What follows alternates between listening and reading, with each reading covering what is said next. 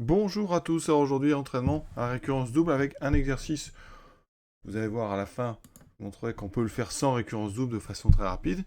Mais l'idée ici, c'est de s'entraîner à faire une conjecture et ensuite la démontrer par une récurrence double. Alors la suite qu'on va étudier, c'est une suite donc définie par U0 égale 1, U1 égale 2 et ensuite une relation de récurrence qui permet d'avoir un terme en fonction des deux précédents. Donc c'est un peu une suite d'ordre 2.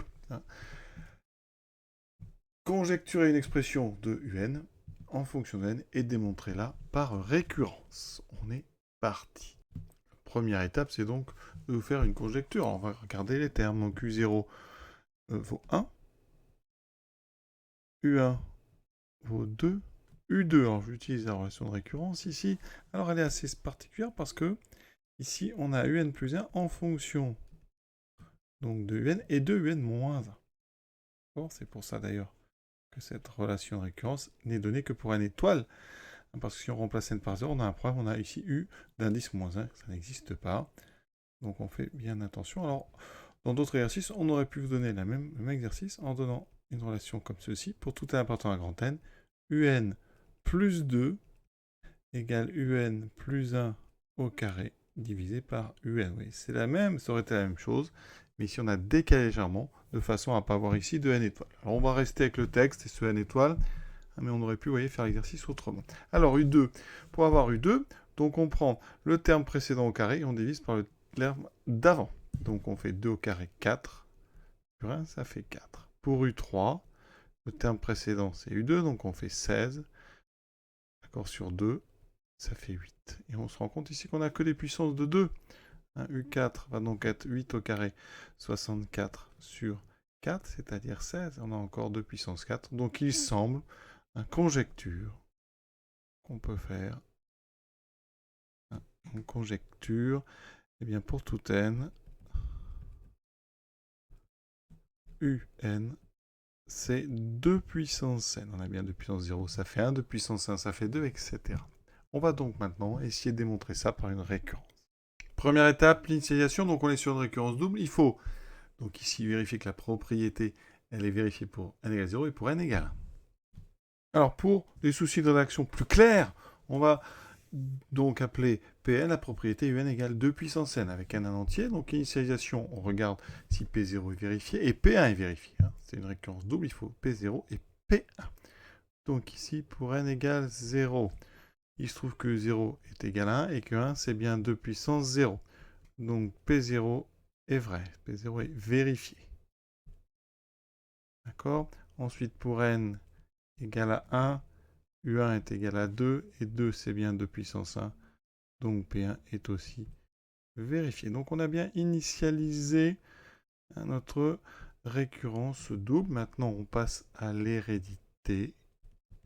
Donc on prend un entier, donc n appartenant à n, et on va donc supposer que Pn et Pn plus 1 sont vrais. Donc soit n appartenant à grand N, tel que Pn et Pn plus 1 sont vérifiés. Autrement dit, ça veut dire que Un est égal à 2 puissance n, et Un plus 1, c'est donc 2 puissance n plus 1. Qu'est-ce qu'on veut montrer? C'est le but. Eh bien, c'est qu'au rang suivant, donc pour Un plus 2, on doit avoir 2, donc puissance n plus 2. Alors, ici, eh bien, on va partir de Un plus 2. Alors, d'après la relation qui est là-haut, la relation de récurrence, celle-ci, que je vais appliquer en remplaçant n par n plus 1, on en a parlé tout à l'heure, j'ai donc Un plus 2 qui est Un plus 1 au carré sur Un.